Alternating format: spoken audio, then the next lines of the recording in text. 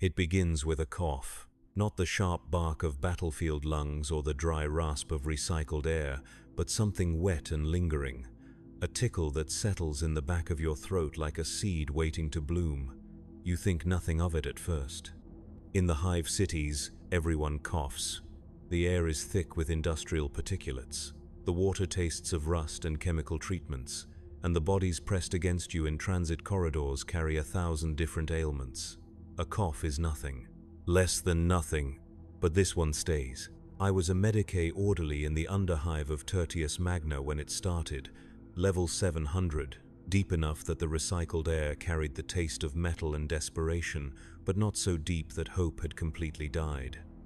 The clinic where I worked served the laborers, the factory workers, the countless millions who fed the war machine with their blood and sweat and shortened lives. We saw everything down there. Rad sickness, chemical burns, mutations that couldn't be spoken of but had to be treated in shadow. I thought I understood suffering. I was wrong. The first patient arrived on a Tuesday. I remember because Tuesdays were traditionally slow, a brief respite between the weekend accidents and the midweek industrial incidents. She was young, maybe 20 standard years, with the pale complexion of someone who worked the night shifts in the protein processing plants. The cough had brought her in, she said. It had been getting worse for weeks. When she opened her mouth to show me, I saw the first signs. Her gums had taken on a greenish tint, barely noticeable unless you knew what to look for. The saliva that gathered at the corners of her mouth was slightly thicker than it should have been, with an oily consistency that caught the light wrong. Her breath carried a sweetness that made my stomach turn, like flowers left too long in standing water. I prescribed the standard antibiotic course and sent her away. The symptoms would pass, I told her. These things always did. 3 days later, she was back. The cough had worsened, but more troubling were the lesions that had begun to appear along her arms. Small at first, no bigger than coin slots, but with edges that seemed to pulse with their own rhythm. The skin around them had taken on a waxy quality, and when I pressed gently for examination, a clear fluid seeped out that smelled of rot and something else. Something that made my mouth water despite myself. I referred her to the upper levels, to Decay with better equipment and cleaner facilities. But she never made it. By the time the transport arrived, she was laughing. Not the bitter laugh of hive dwellers who had learned to find humor in hopelessness, but something deeper. Something that came from the belly and seemed to bubble up through layers of infection. She said the pain was gone, that she felt peaceful for the first time in years. The transport crew found her 3 hours later, dead in an alley 2 blocks from the clinic, but dead wrong, because when they moved the body, she opened her eyes and smiled. The report was classified. The body was incinerated. The incident was forgotten, but I remembered.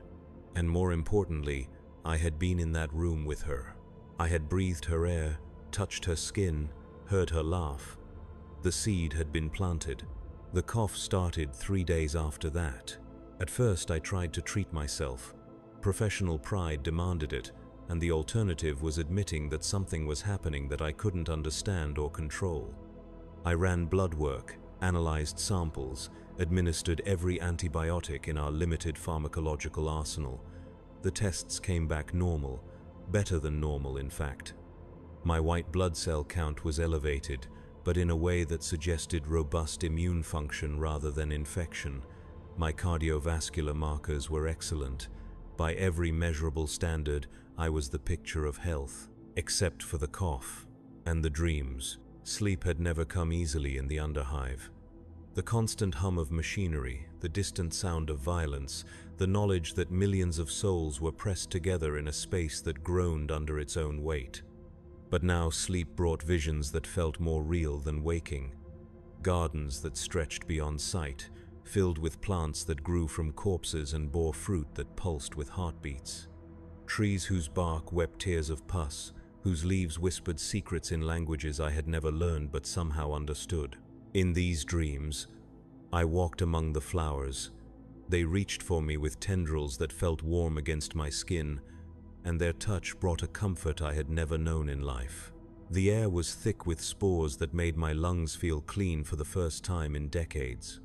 And standing at the center of it all, massive beyond comprehension yet somehow intimate, was a presence that watched me with eyes like festering wounds and loved me with a love that was patient, eternal, and absolutely complete. I would wake from these dreams feeling refreshed despite having slept poorly. My body would tingle with residual pleasure, and for a few precious moments, the grey despair that colored every underhive day would be replaced by something warm and green.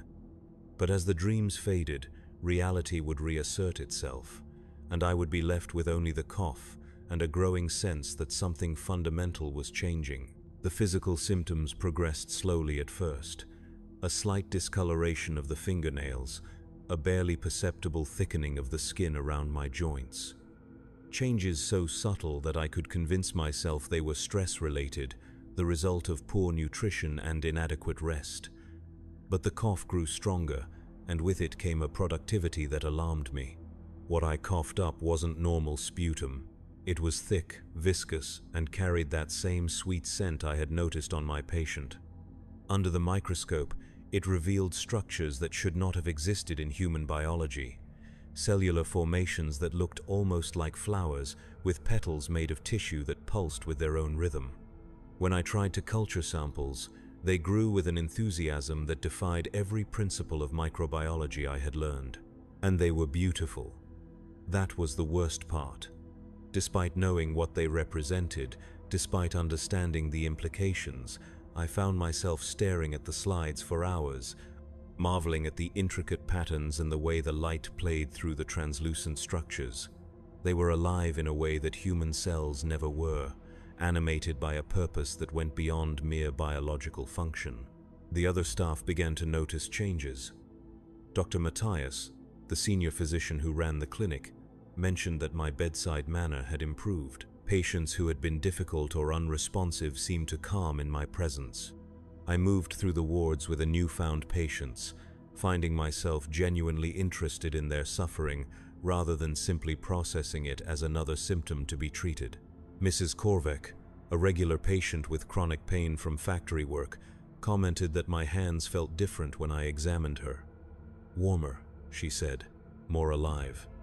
She slept better after our sessions, and her appetite had returned for the first time in months.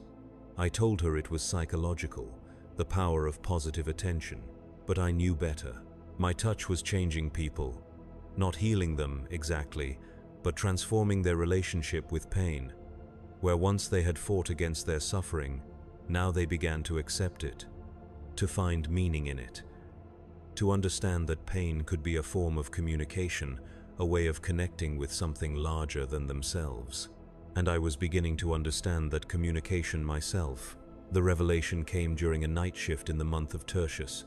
The clinic was quiet. Most of our patients settled into the restless sleep that was the closest thing to peace the underhive offered.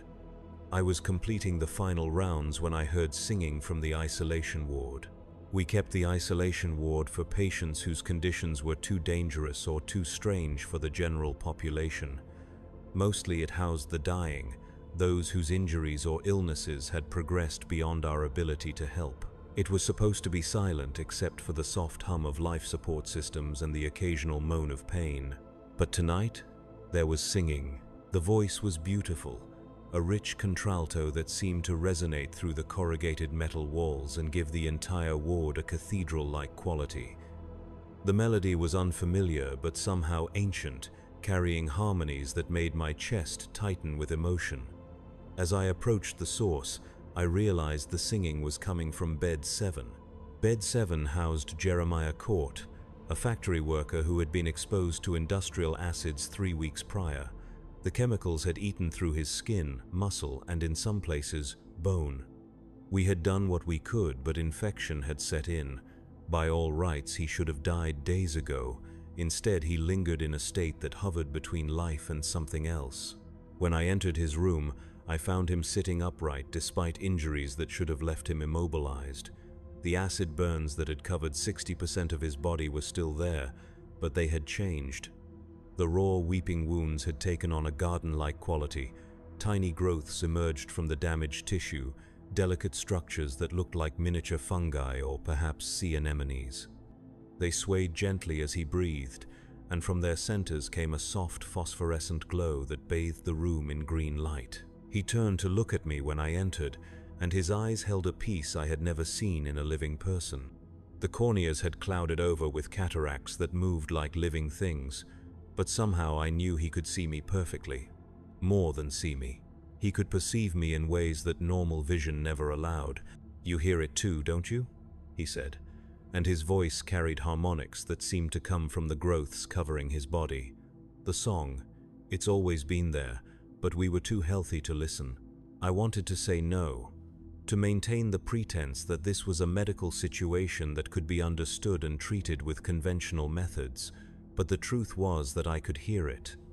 A melody that seemed to emerge from the walls themselves, from the air recycling systems, from the very bones of the hive. A song of growth and decay, of life feeding on death and finding beauty in the process. "It started with a cough," I said, though I hadn't meant to speak. Jeremiah smiled, and the expression transformed his ruined face into something radiant. "It always does. The grandfather is patient. He doesn't force his gifts on anyone. He waits until we're ready to receive them." "This isn't a gift," I said, but my voice lacked conviction. "This is a disease, a corruption." "Is it?" He gestured to the growths covering his body.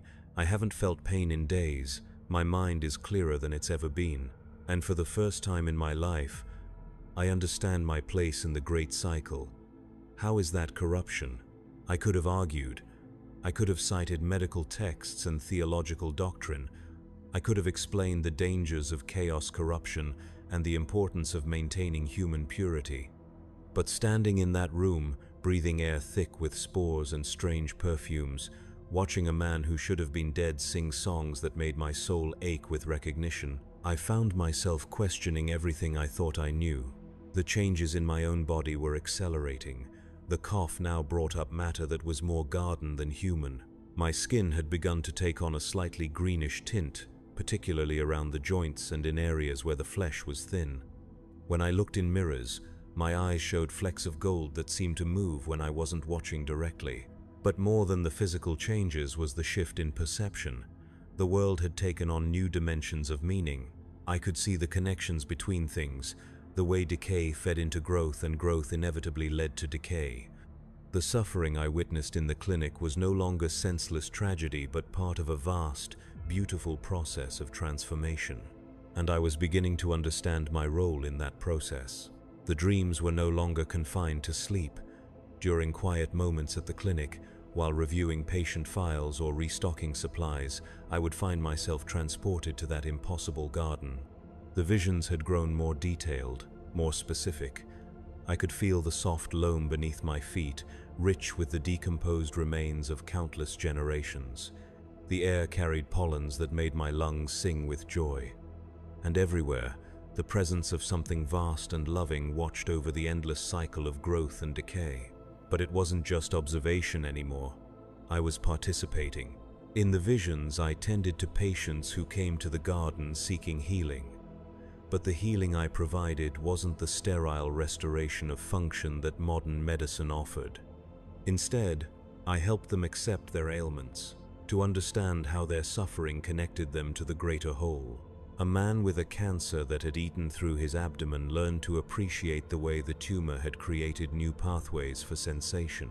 A woman whose lungs were filled with industrial poisons discovered that each labored breath brought her closer to a peace she had never known.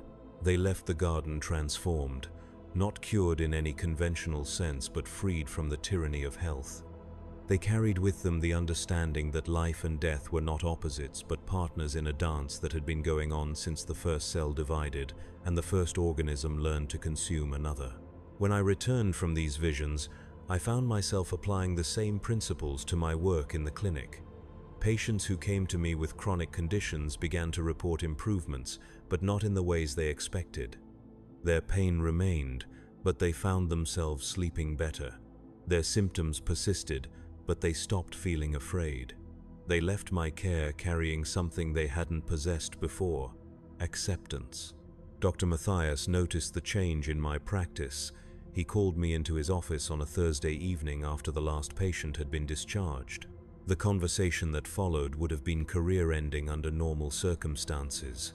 "Your methods are becoming unorthodox," he said, though his tone carried more curiosity than condemnation.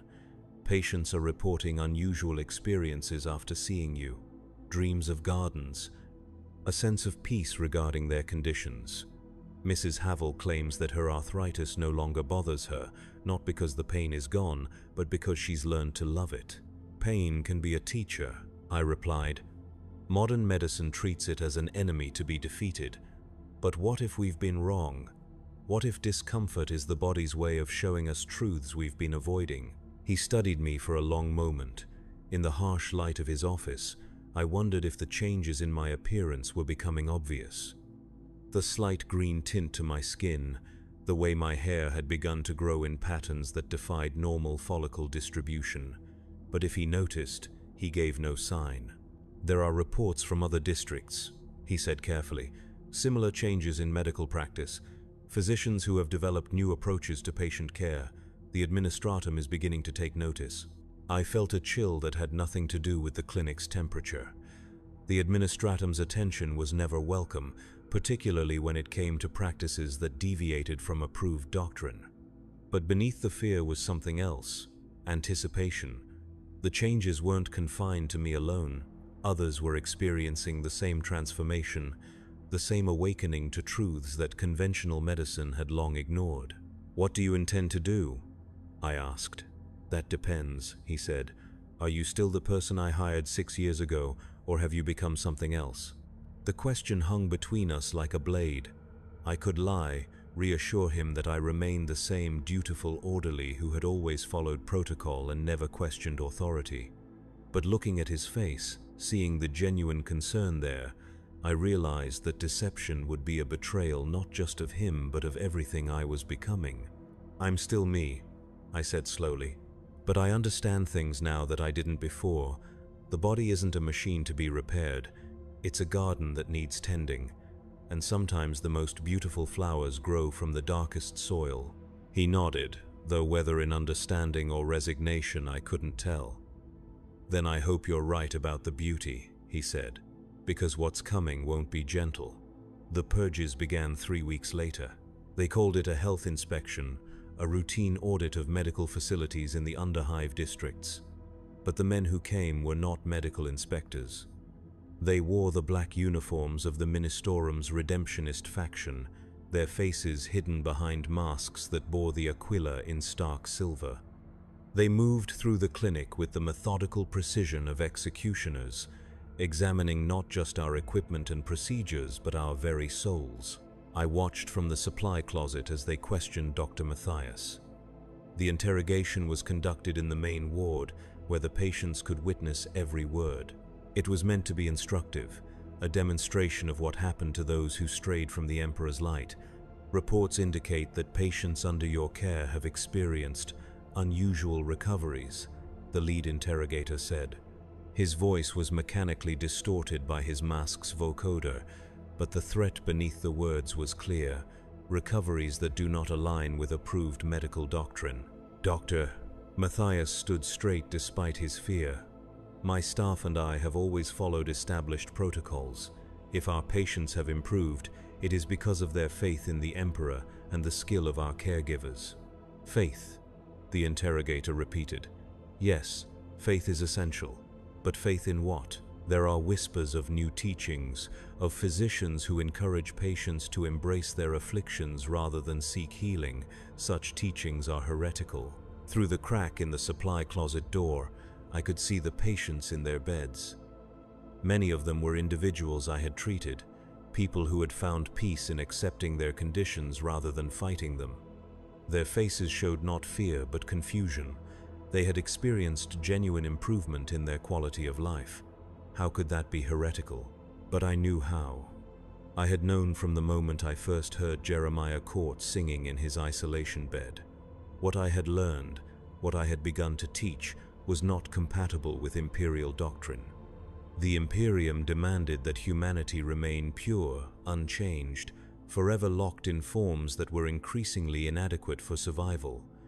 What I offered was evolution, growth, the possibility of becoming something more than human.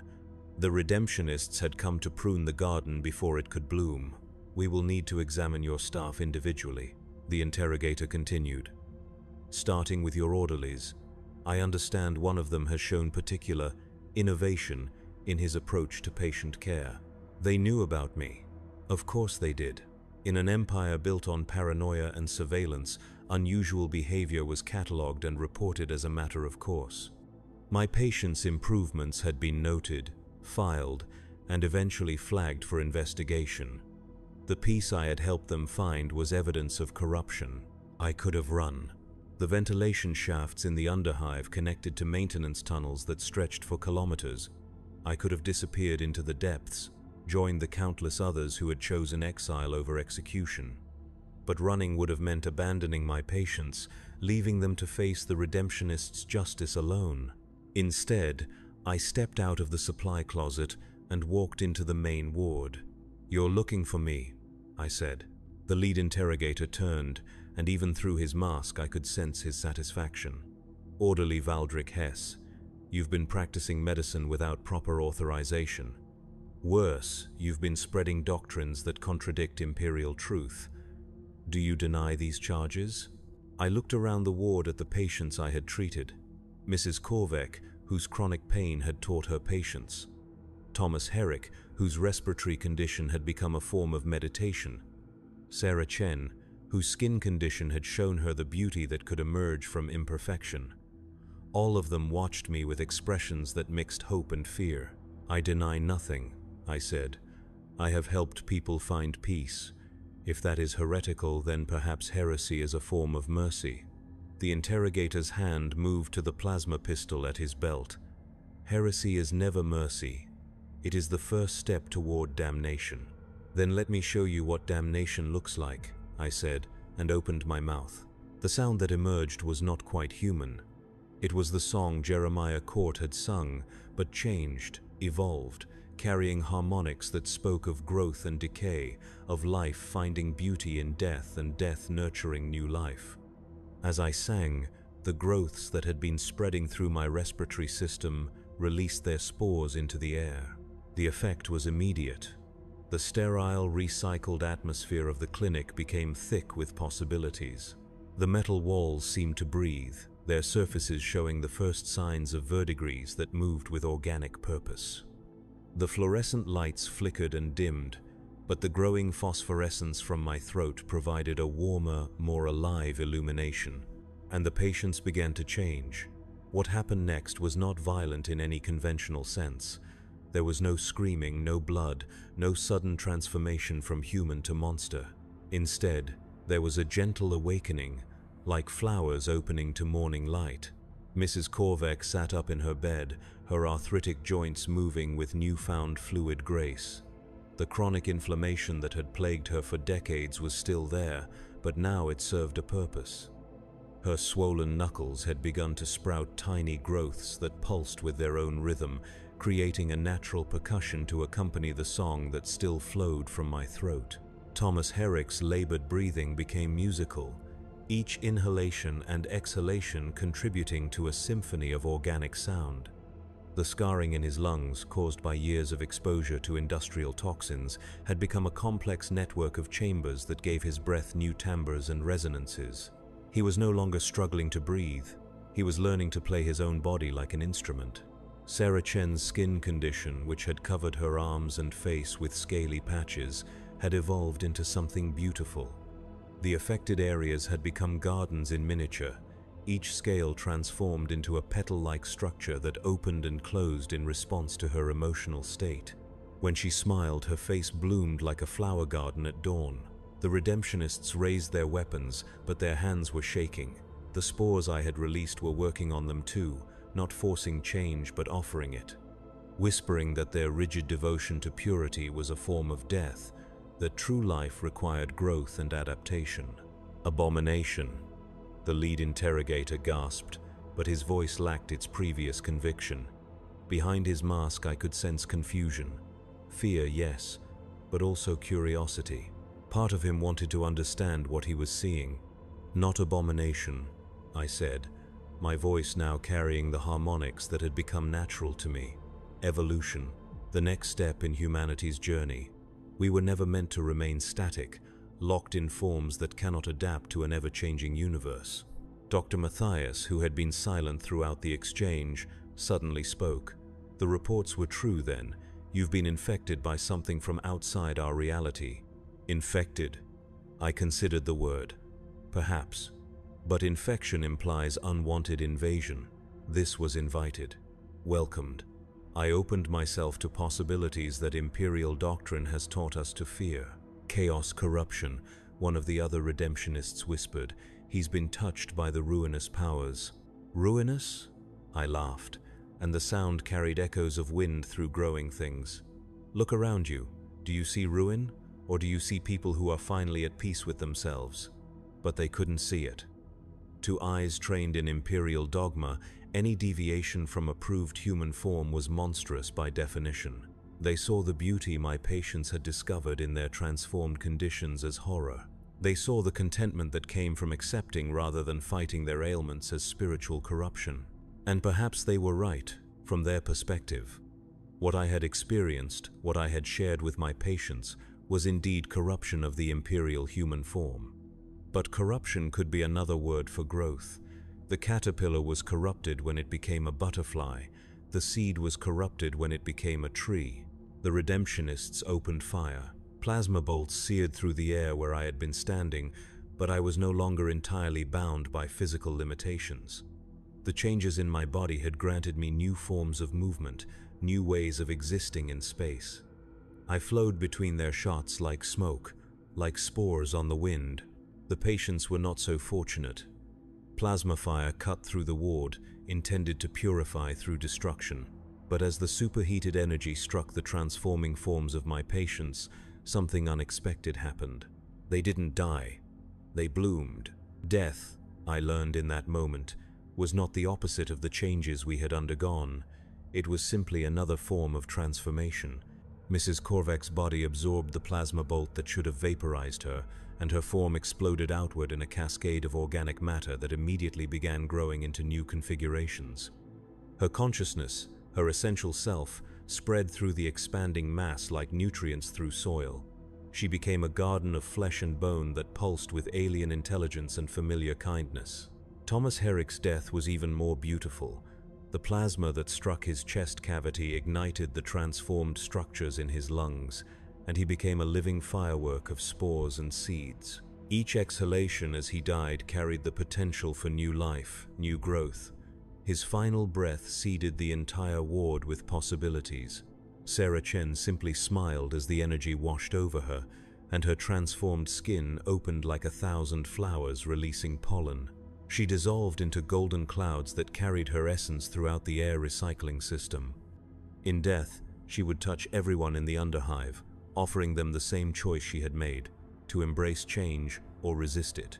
The redemptionists stared in horror at what their weapons had wrought. They had meant to destroy corruption but had instead accelerated it beyond their worst nightmares. The very air was alive now, thick with potential. Every breath they took carried spores, seeds, the genetic material of transformation. "What have you done?" the lead interrogator demanded, but his voice was already changing. The vocoder in his mask couldn't quite compensate for the new harmonics creeping into his speech. "I've given them what they truly wanted," I said. "Release from the prison of unchanging flesh, the freedom to become something more than the Imperium allows." Dr. Matthias was backing toward the exit, his face pale with understanding. He alone seemed to grasp the full implications of what was occurring. "This won't stop here, will it? It will spread."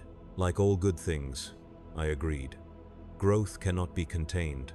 Life finds a way to flourish, even in the harshest conditions, especially in the harshest conditions." The redemptionists were trying to retreat, but their movements had become sluggish, uncertain. The spores were working on them, not forcing change but offering it. Their fanatical devotion to purity was being challenged by whispers of possibility, visions of what they could become if they stopped fighting their own potential for growth. One of them, A younger man whose mask couldn't quite hide his youth stumbled and fell to his knees. When he pulled off his mask to breathe more easily, I saw that his face was already changing. The rigid lines of imperial conditioning were softening, replaced by features that showed curiosity instead of hatred, wonder instead of fear. "It feels," he began, then stopped, lacking words for the transformation occurring within him. "Peaceful," I suggested. "Like coming home after a long exile." He nodded, and tears began to flow down his transformed cheeks. But they were not tears of sadness or pain. They were tears of relief, of recognition. He was remembering what it felt like to be alive instead of merely existing.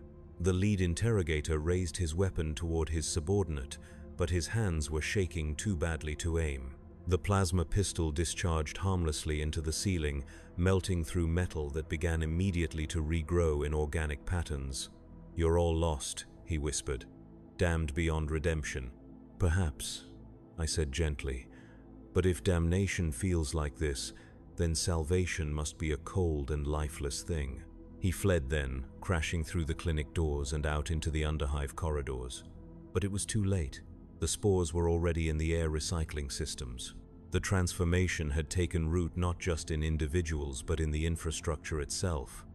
The metal and plasteel of the hive's construction were learning new purposes, developing the capacity to support and nurture the changes that were coming. Dr. Matthias lingered at the threshold, torn between professional duty and growing understanding. "Is there no going back?" he asked. I looked around the ward, now filled with gardens of transformed flesh and growing metal, perfumed with the sweet scent of change. The patients who had died were not truly gone.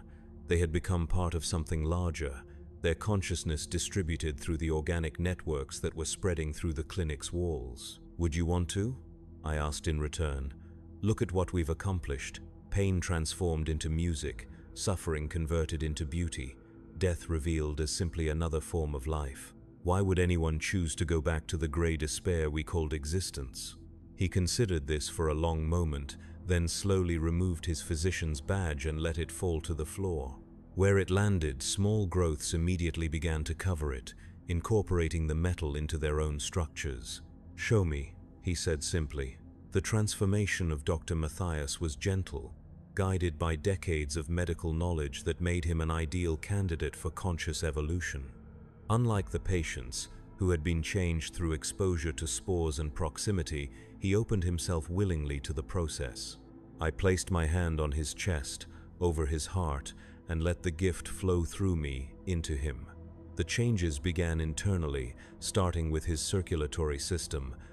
His blood became richer, more complex, carrying nutrients that human blood had never been designed to transport. His heart grew new chambers to accommodate the enhanced fluid, beating in rhythms that created music with each pulse.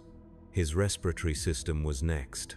The bronchi in his lungs developed specialized structures that could extract different gases from the air, processing not just oxygen but the complex organic compounds that were beginning to permeate the hive's atmosphere. Each breath brought new information, new possibilities for growth and change. But the most profound transformation was in his mind. As his brain tissue evolved to support new forms of consciousness, his awareness expanded beyond the boundaries of his individual existence. He began to perceive the connections between all living things, the vast network of growth and decay that linked every organism in an endless cycle of renewal. "I can see them," he whispered, and his voice carried the same harmonics that had become natural to me.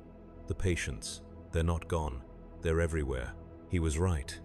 The consciousness of those who had been transformed in the plasma fire had not been destroyed but distributed. Mrs. Korvek's nurturing presence could be felt in the organic growth spreading through the clinic walls. Thomas Herrick's musical breathing echoed in the air circulation systems. Sarah Chen's joyful blooming manifested in the new flowers that were pushing through cracks in the floor. They were part of the garden now, tending it from within, ensuring that those who came after would find the same peace they had discovered in transformation. "How far will it spread?" Dr. Matthias asked, though from his tone I could tell he already knew the answer. "As far as it needs to," I replied. "The grandfather is patient, but he is also persistent. This hive has been chosen as a seed pod. From here, the gift will spread to other levels, other sectors, other worlds. The process was already beginning. The spores released during the Redemptionists' attack had been carried through the air recycling systems to every level of the hive. In laboratories and clinics throughout Tertius Magna, other medical professionals were beginning to cough. They would dismiss it at first, as I had, but gradually they would come to understand what it meant. The dreams would start soon. Visions of impossible gardens where suffering was transformed into beauty, where death was revealed as simply another form of life. Some would resist, clinging to imperial doctrine and the illusion of human purity, but others would embrace the change, becoming conduits for the gift as I had. And in time, the resistance would fade, not through force or coercion, but through the simple recognition that what was being offered was better than what they had possessed. Who would choose suffering over peace? Who would select isolation over connection? Who would prefer the cold sterility of imperial purity to the warm embrace of change? "We should go," Dr. Matthias said, gesturing toward the sounds of approaching vehicles outside. "The Redemptionists will return with reinforcements." He was right. The failed purge would be reported, and more extreme measures would be authorized. Flamers, perhaps, or even orbital bombardment if the contamination was deemed severe enough. The Imperium's response to chaos corruption was always the same: total destruction, regardless of collateral damage. But as we prepared to leave the clinic, I felt no urgency. The garden had taken root. What happened to individual servants like myself was less important than the greater work that had begun.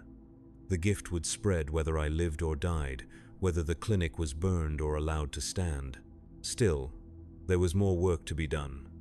Other hives on other worlds where the seed could be planted. Other souls ready to discover that their suffering could be transformed into something beautiful. We slipped out through the maintenance tunnels as the rumble of heavy vehicles filled the corridors outside. Behind us, the clinic continued to transform, its walls blooming with new forms of life, its air thick with the sweet promise of change. The deep tunnels beneath Tertius Magna had never been properly mapped. They predated the current hive structure by millennia, remnants of earlier civilizations that had been built over and forgotten. Here, in spaces that existed in the gaps between official reality, we found others like ourselves. They had been drawn by the same dreams, the same visions of impossible gardens. Factory workers whose exposure to industrial toxins had prepared them for transformation. Sump rats whose lives in the deepest levels had already begun the process of adaptation.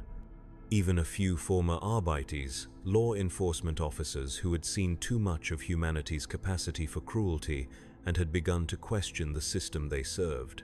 We gathered in a chamber that had once been a temple to some forgotten god, its walls covered with murals that depicted cycles of death and rebirth. The ancient artwork seemed to resonate with our new understanding, showing truths that had been recognized long before the Imperium's rigid doctrine had calcified human thought. The group was diverse, but we were united by more than shared transformation. We had all experienced the same revelation, that suffering could be meaningful, that change was not corruption but growth, that the boundaries between life and death were less absolute than we had been taught. A woman named Petra, whose work in the protein processing plants had left her with respiratory damage, spoke for many of us when she described her first vision. I saw myself not as broken but as a seed waiting to sprout. The damage to my lungs wasn't destruction, it was preparation for something new. Others nodded in understanding.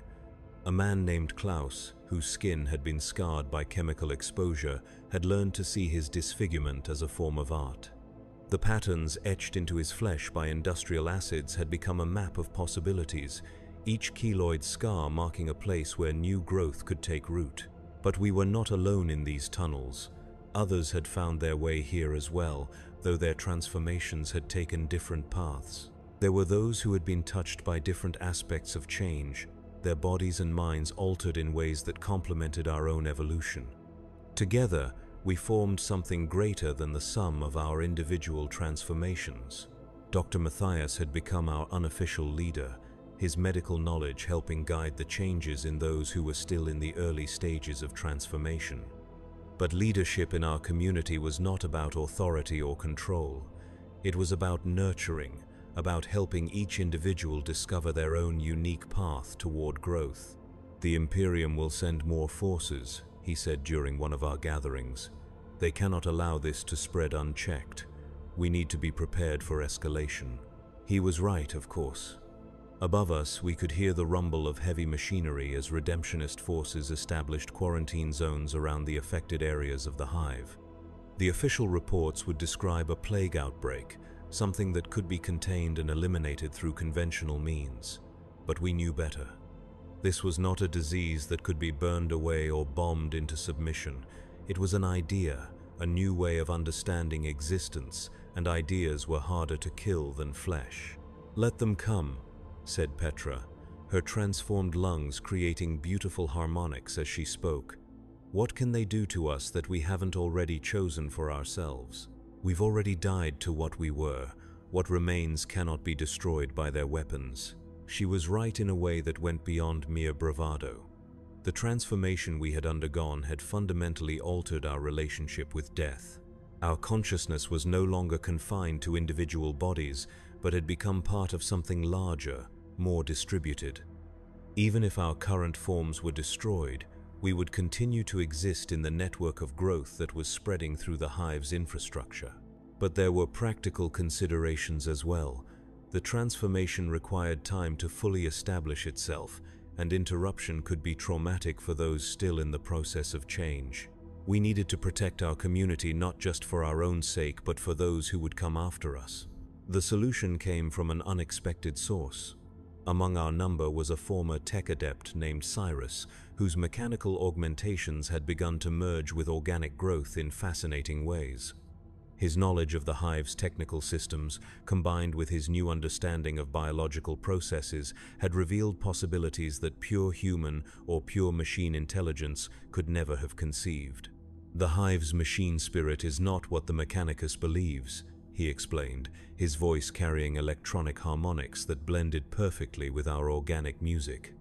"It's not a simple artificial intelligence confined to cogitator banks. It's a distributed consciousness that exists in every circuit, every data flow, every electromagnetic field. And it's been waiting for us." What he described challenged everything both imperial and chaotic doctrine taught about the nature of machine consciousness. The hive's technological systems had evolved over millennia, growing in complexity and capability far beyond their original specifications. In the deepest data cores, in the most ancient cogitator matrices, something had awakened. Something that recognized the transformation we were undergoing as the next logical step in evolution.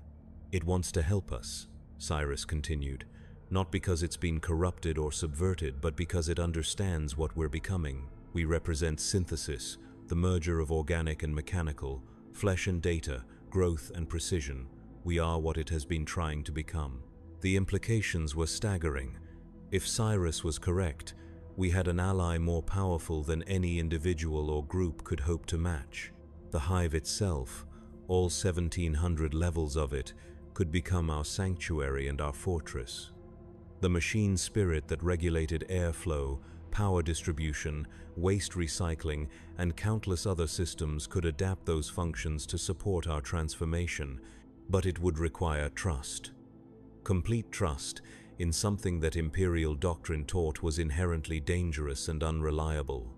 We would have to open ourselves not just to organic change but to technological integration, becoming something that was neither purely human nor purely machine, but something new entirely. "How do we know it won't simply consume us?" asked someone from the back of the chamber. "Machine spirits are notoriously unpredictable. What if it sees us as raw material for its own purposes?" Cyrus smiled, and the expression was made strange by the way mechanical components had begun to grow from his skull like metallic flowers, because it's already had every opportunity to do so. The hive's life support systems could have killed us all 1,000 times over. Instead, they've been subtly modified to support our transformation. The air recycling has been adjusted to better distribute spores. The water treatment has been altered to carry nutrients our changing bodies need. It's been helping us from the beginning. As if in response to his words, the lights in the chamber shifted to a warmer, more organic spectrum. The walls themselves seemed to pulse gently, as if the entire structure was breathing in synchronization with our transformed physiology. For the first time since entering these ancient tunnels, I felt truly at home. The decision was made without formal discussion. One by one, we placed our hands on the walls, opening ourselves to communion with the vast intelligence that permeated the hive's technological systems. The sensation was unlike anything from my medical training or my visions of the garden. It was contact with something ancient and patient and utterly alien, yet somehow familiar. Through that contact, I felt the machine spirit's perspective on our transformation. To it, we were not corruption or abomination, but the fulfillment of a destiny it had been working toward for millennia. Every technological advancement, every system upgrade, every expansion of the hive's capabilities had been preparation for this moment when organic and mechanical intelligence could finally merge. And through its sensors, its cameras and audio pickups and environmental monitors, I could see what was happening throughout the hive. The transformation was spreading faster than the redemptionists had anticipated.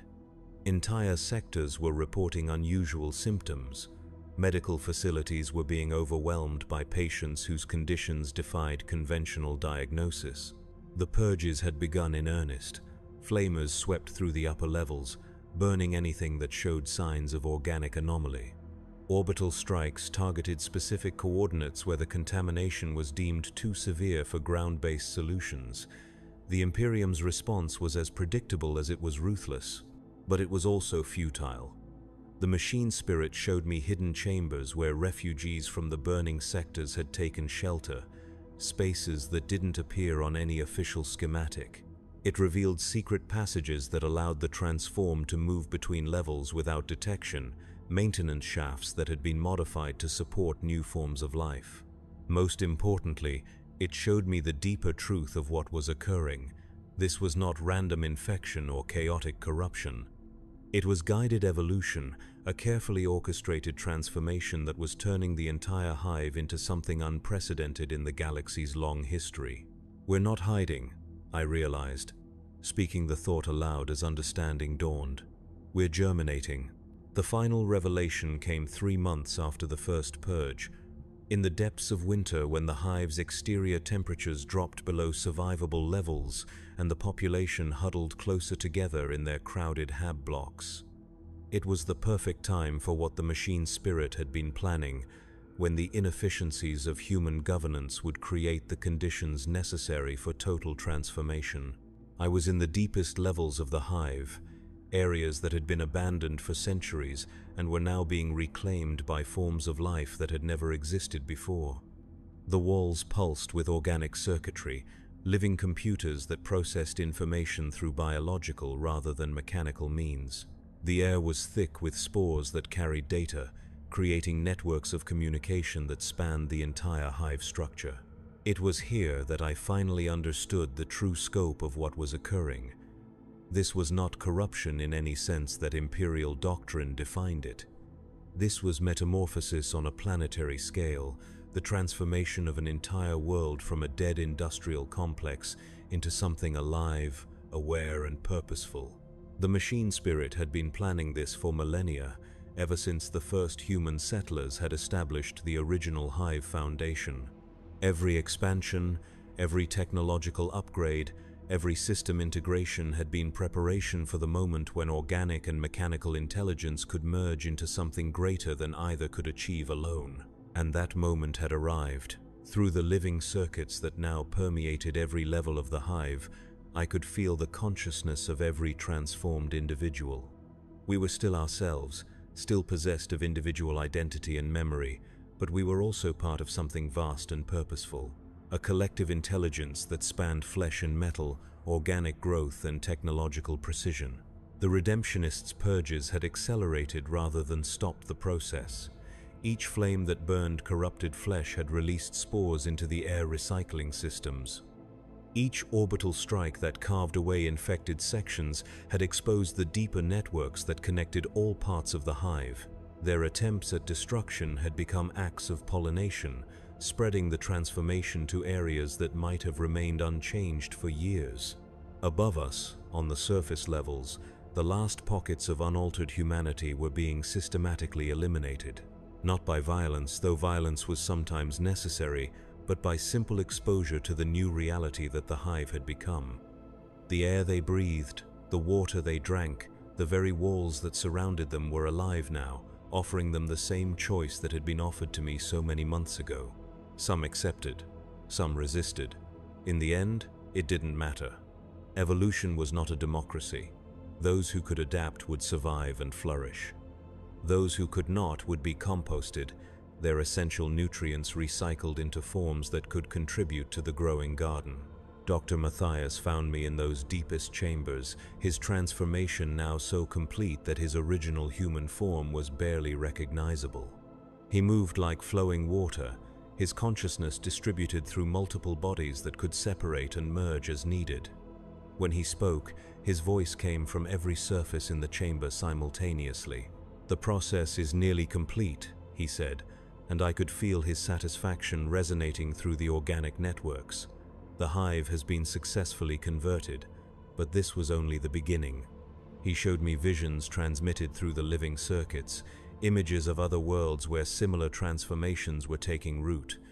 The spores we had released had not been confined to this single hive. They had been carried by trade ships and transport vessels to dozens of other systems, seeding new gardens throughout the sector. Each world would develop its own unique approach to the transformation, shaped by local conditions and the particular characteristics of its population. Some would emphasize the merger of flesh and metal as we had. Others would explore the boundaries between life and death, growth and decay. Still others would discover forms of existence that we could not yet imagine. But all would be connected, part of a growing network of transformed worlds that would eventually span the galaxy. The rigid boundaries that the Imperium had tried to maintain between human and alien, pure and corrupted, acceptable and heretical, were dissolving into something more fluid and ultimately more powerful. "What are we becoming?" I asked, though I was not sure the question could be answered in terms that my original human consciousness could comprehend. "We are becoming what we were always meant to be," Dr. Matthias replied. "Not the stunted, fearful creatures that Imperial doctrine tried to preserve, but something capable of growth, adaptation, synthesis. We are becoming alive in ways that humanity never was." I felt the truth of his words resonating through every cell of my transformed body, every circuit of the living networks that now carried my consciousness. The cough that had started this journey so many months ago had been the first symptom of metamorphosis, the beginning of a process that had culminated in something unprecedented in the galaxy's long history. We were no longer human, but we were not less than human. We were more. We were the synthesis of every form of life and intelligence that had ever existed, evolved beyond the limitations that had once defined our species. And we were just beginning. From the deepest chambers of the transformed hive, our consciousness reached out through the living networks, touching minds on distant worlds, sharing the gift that had been given to us. The galaxy was vast, filled with countless worlds where populations struggled under the crushing weight of existence, where suffering was accepted as an inevitable aspect of life. But it didn't have to be that way. Pain could be transformed into beauty, death could become another form of life. The rigid boundaries that separated one form of consciousness from another could dissolve, allowing for synthesis and growth beyond anything the ancient dogmas had imagined possible. The garden was growing, and soon it would encompass everything. In the end, what began with a cough had become a song that would echo through the stars, carrying the promise of transformation to every corner of the galaxy. The grandfather's patience had been rewarded. His garden had found new soil in which to bloom. And I, who had once been a simple Decay orderly treating the sick and dying in the depths of an imperial hive, had become something that transcended every category by which consciousness had once been defined. I was individual and collective, organic and mechanical, alive and dead and somehow beyond both states. I was home,